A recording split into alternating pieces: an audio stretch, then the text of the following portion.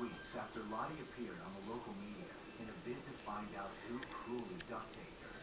There have been plenty of calls expressing concern for the dog, but no new information to bring the investigation nearer to finding the culprits. The trail has gone cold.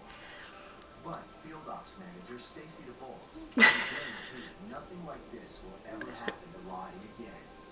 Stacy has adopted Lottie, joining Ruthie and Barkley in her family. Bring me my grapes and my wine.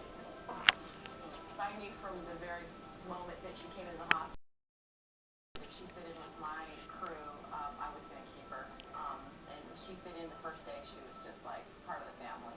Her personality has just gone from a very docile dog to bigger than life, and she's got a great soul. Very good energy in this little dog. Jeff, why do you do what we do?